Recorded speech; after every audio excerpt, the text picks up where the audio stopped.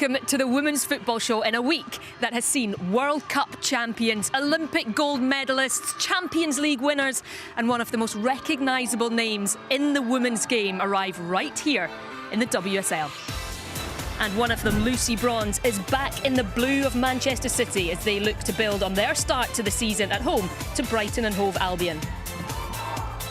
6 goals to start the season for Arsenal last weekend. Next up for them, London rivals West Ham.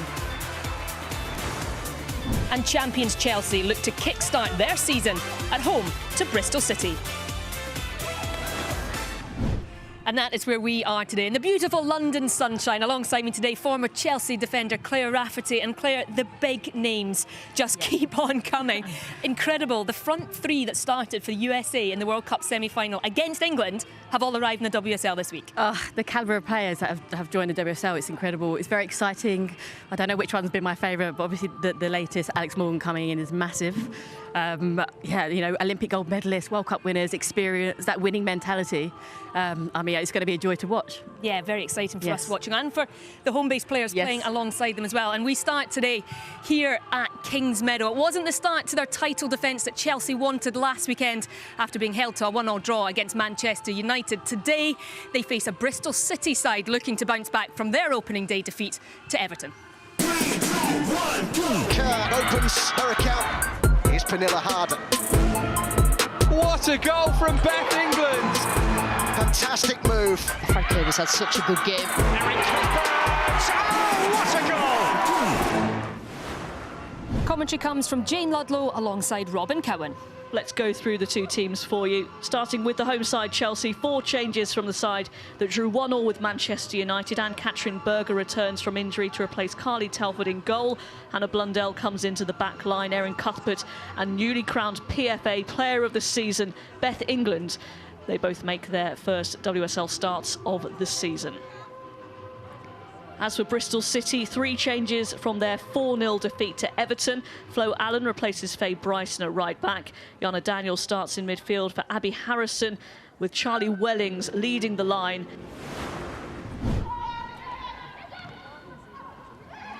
Here's Cuthbert. And Kirby! Oh, it slipped through the fingers of Sophie Baggerly. Yeah, and we see Chelsea played a little bit more directly, went over the back line, then some support runners. Obviously, Fran being the main one here and getting the strike off of their left foot, but disappointing from a Bristol perspective. Kirby linking up beautifully with G, and then Kerr. That's a very good challenge from Purfield. It's deep, and it's towards Eriksson. And Bright at the back post. How has that stayed out? Still not cleared. Leupolz, and it's shoveled away by Sophie Baggerly, and Bristol City somehow survive. Millie Bright, she was about a yard out.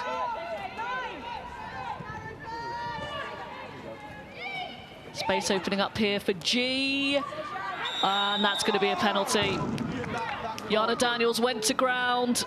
It had to be perfectly timed, and it wasn't, and Chelsea had the opportunity here to double their advantage. And it's going to be Maren Mjelde, who absolutely fires it into the top corner. Emphatic from the Norwegian international. Fantastic technician, as we can see here. Nobody's saving that. If you go the right way, I don't think you're saving that. Some goalkeeper coaches might disagree with me, but great penalty there from Mjelde. Another rash challenge. Cuthbert will deliver. Floated in. Oh, and it's a third. What a header that was. Fantastic header. She launched herself at it. Melanie Leupolz has her first goal for Chelsea. She was just the most aggressive player in that box, and that ball was hers. Bright. Space for Cuthbert to take aim now, and it's 4. Way too much space. And Erin Cuthbert fires in a 4th for Chelsea. Straight strike, straight through the middle of the ball. Lots of power on it. Not giving Sophie Baggerly much opportunity at all.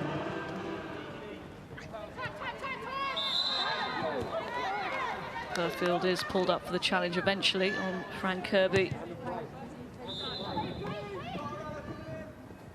Cuthbert leaves it for Mjelde, free header, and it is 5. A rout in the first half for Chelsea. And a 5th different goal scorer for Chelsea. 5-0 they lead.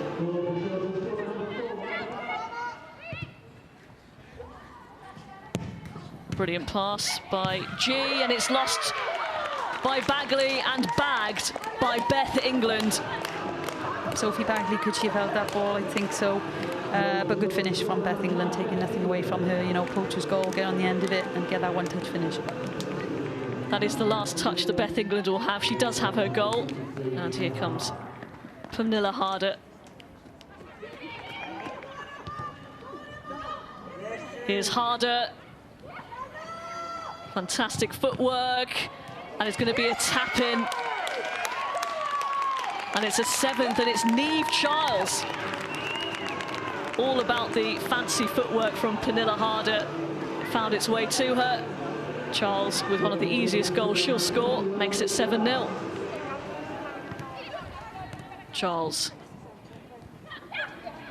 receives it back from Kerr. Oh, and that is, what a fantastic goal. Pernille Harder. Can I get excited now? That's what I've been waiting for. You know, it's a bit of a Cruyff going on, a bit of a flick into the back of the net where she's allowed it to run through her legs and she's flicked it in. Wow.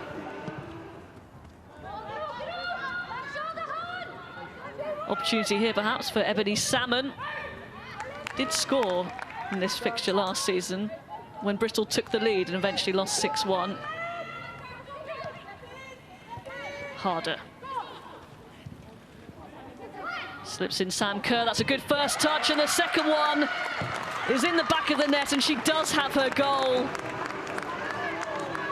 9-0. Harder was the one that was able to pick the ball up and drive into central areas and obviously lay the ball into the path of Sam Kerr for her to get a goal. And it's over. 9-0 win for Chelsea. And 9 different goal scorers. I like that we kept going. I think that has been missing in the team, and 9 different goal scorers, I think, emphasise that. And we've been doing a lot of box work, and it showed, and I thought it was a top-level performance. I think you've seen 2 sides at opposite ends of their of the spectrum in terms of the league today, and credit to Chelsea, they were fantastic. Well, it was a bit of a rout here at Kingsmeadow. Delighted to say we're joined by the first goal scorer of the afternoon, Fran Kirby. And Fran, a special moment, I can imagine. 16 months since your last goal, everything that you've been through, it must have felt pretty good to see the ball hit the back of the net again. Yeah, it was really nice. You know, I've had a good pre-season, found my stride a little bit in that, so it was always important to get that first goal. And you know, maybe I would like to made it to look a little bit nicer, but you know, they all count, and it went in. So yeah, I was delighted, and delighted with the team performance as well. It was incredible. Yeah, I mean, Claire, you were just looked at it straight away and said the keeper should have saved it, which was nice. It was just nice to Fran after. Yeah, I don't Fran long enough, I can be honest, but I think obviously the goalkeeper probably should have done better. Yeah, you've spoken a lot about everything that you have been through, but you look fit, you look sharp, but you do look like you're enjoying the game again. Yeah, it was a tough journey, you know, not even just like when the illness came, you know, before that, you know, I was struggling with my fitness with all the injuries and everything like that. I was probably kind of in a low place in terms of performance, but you know, I used pre-season, used lockdown to get myself fit, and I've come back in a good place, and hopefully, you know, I'm showing that in my performances that I'm happy, and yeah, I'm enjoying it, and I just want to keep building. Yeah, and there's a fair amount of competition here at Chelsea now in the forward areas. 9 different goal scorers today, and Claire, I think one that everybody was waiting for was Pernille Harder's influence and when she might get on the score sheet, and today we saw what she could do off the bench. Yeah, you know, she made an instant impact, didn't she? And it must be amazing that she's playing with these world-class players. But you see her early on, she comes onto the pitch, she's demanding the ball. And she picks up, it's a quick feat, you know, the ways that she can shift her weight and her balance. And it's not quite an assist there, but I think she's impactful straight away. And then I think, you know, moving forward, you see the second goal here. Sorry, our first goal. The way she just kind of has the audacity to do the backflip. I can't do that. I think I've seen you, Fran, do that a few times, but I think she has that confidence. It's that winning mentality, and I think the expectation. I think she'd probably be relieved to get on the goal sheet, but I think it must be a pleasure and a delight to play with. Yeah, definitely. You know, she's come in and she's really shown her quality in training, and it's always exciting when you sign a player like Pernille. Obviously, we have world-class players in the team, so we want to keep building on that. But yeah, she's been a breath of fresh air. You know, it's great for her to get her first goal today, and she came in and impacted the game, and that's what you want to do as a sub. And yeah, it's been a learning curve for everyone for her coming in, obviously showcasing her talents, and it's exciting for us. But also, like you say, it's a lot of competition, but you know, we want to keep it healthy competition and keep pushing each other in the right way. So as long as we keep doing that, then we know that teamwork will be there. Yeah, fantastic performance today. Lots of competition in this side, but certainly a big result. Well done. Thank you for joining us. Let's turn our attention now to Manchester City. Both them and Brighton and Hove Albion started their seasons with 2-0 wins last week. Today, they met at City's Academy Stadium, and it was a welcome home for Lucy Bronze, who this week rejoined the WSL with Manchester City, alongside her former Lyon and England teammate Alex Greenwood. The finish is superb from Bronze. Bronze does really well and stabs it home. That's what Lucy Bronze can do. Your commentator for this one is Chris Sharples. Manchester City look to make it 2 wins from 2. Many of their new signings play today. 2 making debuts, 1 Lucy Bronze.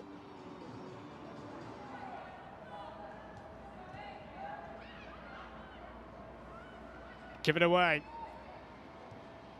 Coombs for Stanway. And she fails to hit the target.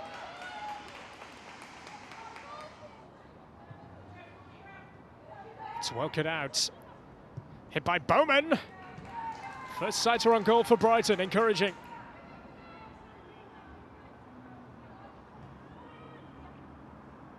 Heavy touch though from Connolly. Kelly, good first touch, Chloe Kelly. Big save from Walsh.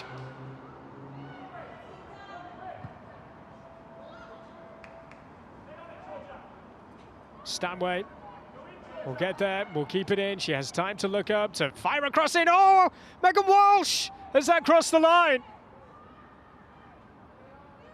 No, say the officials, how Brighton have got away with that. And Megan Walsh in particular. Coombs, Greenwood for Bronze, all very tight. What a pass that is for Stanway! And Megan Walsh once again, keeping City at bay.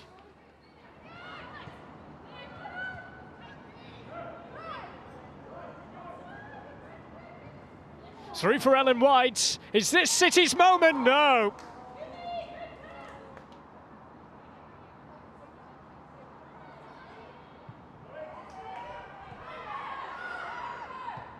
That's hit well. Oh, and Ellie Roebuck, heart in mouth moment as Letitia fired towards goal.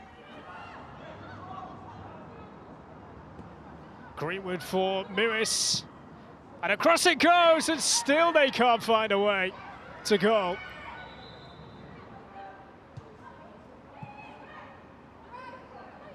Chloe Kelly keeps it low. Greenwood, it's a teaser, and the header is over.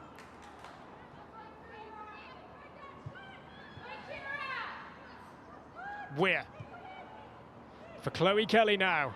Kelly, brilliant from her. It's beaten away by Walsh. Fortunate that there was a defender to clear up.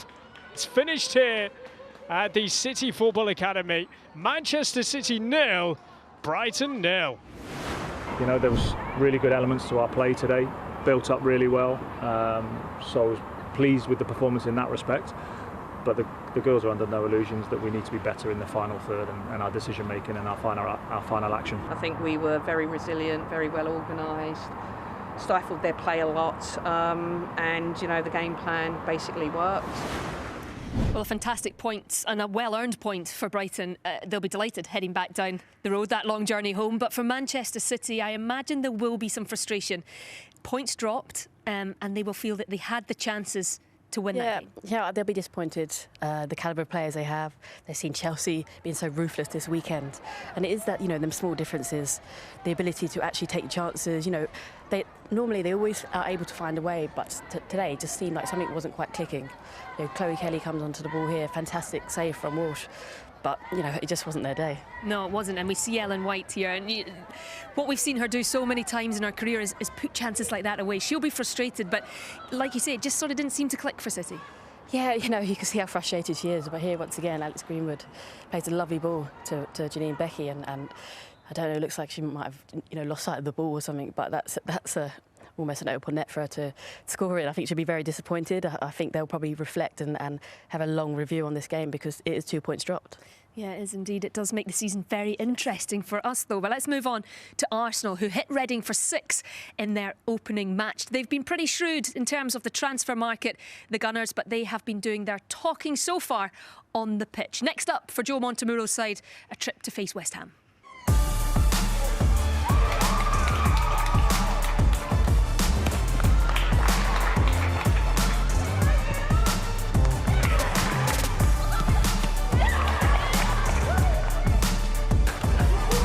The statements to begin the season for Arsenal, unstoppable. Talking you through this one, Lucy Ward alongside Adam Summerton. The Arsenal Champions League quarter-finalists last season, but the WSL their top priority again this season. Given away to Lyon, and it required a good save by Zinsberger. Arriving into the box is so dangerous, so difficult to pick up. Shows that cool as ice in front of goal. Reading and West Ham are two very, very good teams. You know, it's obviously always difficult for the other team to play with 10 men, but you know, all credit to our players. We were professional and just got the job done. It's just getting frustrating. It's week in, week out, and that's the change. You know, these decisions, you know, ultimately could end up costing people their jobs, and it's just not good enough. It is a goal fest in the WSL this week, Claire. Really frustrating for West Ham, and I think probably the second goal, a big turning point in this game. Not only did it put Arsenal back in front, but they also lost their captain. Yeah, up to about 30 minutes it was quite an even game, but losing your captain it was always difficult. There was a claim for offside, but I think early on, you know, you saw she was struggling to get back from Medina's goal, and it was quite simple for her at the end. But you know, getting sent off for dissent is not ideal, and it totally changed the momentum of the game. And I think that West Ham capitulated a bit there, and Matt Beard saying he felt he let fans down. For Arsenal, though, another big result, 15 goals in 2 games for them. Jill Roord, a second hat-trick of the season. Yeah. They look like a team who can score from anywhere. How do you reflect on their first couple of games? Ruthless. I think it's been really exciting to watch. You know, I think they finished last season disappointed. They underachieved. They haven't made some big name signings like some of the other teams in WSL. But let's not forget the quality of players they have. You know, players not even making the starting 11 like Van der Donk. And they've got goals from everywhere. You know, as you mentioned, the hat-trick from Rood, Medina popping up, Kim Little, you know, Jordan Nobbs, the really creative, inventive, fantastic players. And I really do think they're going to be contenders. Yeah, they haven't perhaps made the signings, like you say, that have been quite on a par in terms of the sensational aspect as some of the other teams, but they've maybe already had them. Yeah, and I think defensively that was the issue last season. They've really tightened up, bringing in Steph Catley, a fantastic Australian player. I think that's what they had to get right, and they seem like they've got that right this season. They've clicked, and yeah, I mean, I hate to say it as a Chelsea fan, but they look like one to watch. Yeah, well, heard it here first. Right, when it comes to sensational signings, though, Manchester United this week announced the signing of US Women's World Cup winners Tobin Heath and Kristen Press, and then Tottenham perhaps blew everyone out of the water with the signing of one of the most recognisable names in the game, Alex Morgan. Unfortunately, none involved today, but let's catch up on all the rest of the weekend's action.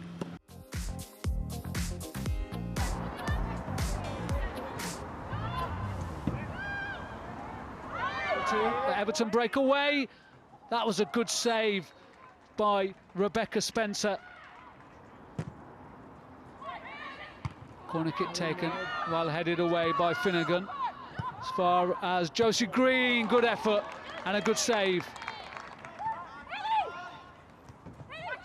This is for sure Everton who are breaking forward.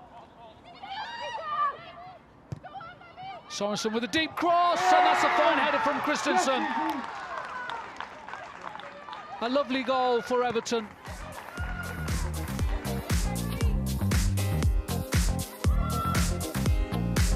Burton lays it back. And that's the opener for United. Far too easy as Jane Ross opens her account for the season in the WSL. Closing down there by Green, and that's physical from Walker, but fair. 1-1.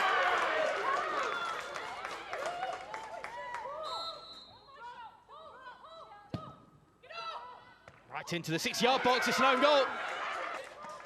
I think the last touch was off McManus, but a whipped-in delivery. Zellum looks like she fancies it, the captain.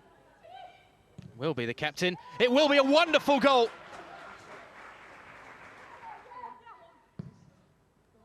Cronin sends it down that right flank.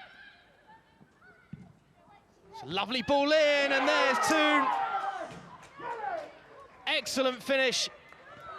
Turner sends it back. Might get it in as well, the defender. Lovely work by Cronin. Back across goal. Advantage double.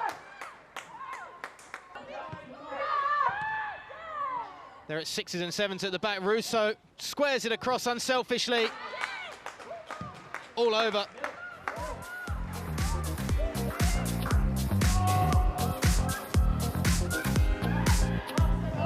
Williams finds James. That's a really good ball. Who squares it for Eikeland, and Reading are in front. Eikeland back to goal. Challenged Petzelberger, and Mitchell breaks into the box here. It's a lovely squared ball and turned in for number 2 for Reading, and it's Lauren Bruton on her first start for 16 months. Eikeland picks it up and finds James. Carter ahead of her. Danielle Carter with a chance to make it 3, closed down and goes down inside the area, and it's given as a penalty. Chance to put some daylight between Reading and Villa. Oh, calmly done from Farrah Williams.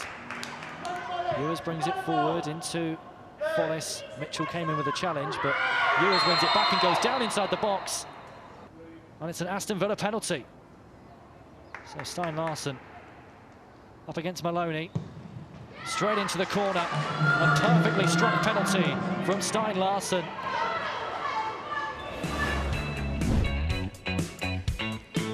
So this is what it means for the Barclays FA WSL table after the second round of matches. Arsenal lead the way thanks to their superior goal difference over Everton, the two of them boasting a 100% start to the season. Chelsea and Manchester United follow them in 3rd and 4th, with Brighton and Hove Albion also on 4 points. Down at the bottom of the table, Aston Villa, Birmingham City and Bristol City yet to get off the mark. Well, another really positive weekend for Casey Stoney's Manchester United team, and I know a lot of the headlines have been around Tobin Heath and Kristen Press coming into the squad, but they also signed Alessio Russo, someone you know from your days here at Chelsea, a young English player, got her call up to the national team as well this week, who made her debut and got an assist. Yeah, a really exciting young player. Training with her, she's always ahead of her time. She was young back then. I know she's gone over to America, learned her trade, and has come back and is now playing for Man United. And she's a Man United fan, so I'm sure she'll be very happy with that assist. I think the headlines were about Press and Heath, but let's not forget about some of these young international English talent coming through. Yeah, absolutely. Another really exciting acquisition to the WSL. This weekend has also seen a 9-0 and a 9-1 scoreline. How do those scorelines reflect on the WSL? I think it's clear to see, isn't it, for everyone, that there is a gulf in quality, a gulf in investment in some of these clubs. And, I think we do have to keep quite open-minded about it. I think we should encourage the investment. The top signings that are coming in, I'd really, work in the commercial team at Chelsea myself. I know how important that media exposure is. So I think it's a positive for the league. I do think there is, a mini league, top and bottom league that's almost starting to form. I do feel like we have to kind of control it in one way or the other. I don't know how. Maybe the FA or the league try and help some of the smaller clubs so that the gulf is not too big. I mean, I'm for the investment, but I am a big believer in sustainability. Yeah, plenty of goals around the WSL this weekend. Thank you, Claire, for joining me today. 31 goals, in fact, across the weekend, if you like that sort of thing. Well, the league now takes a bit of a break for international duty and the resumption of last season's FA Cup. But we will be back when it resumes again next month. We'll see you then. Bye for now.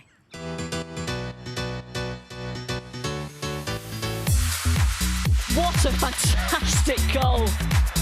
What a finish that is.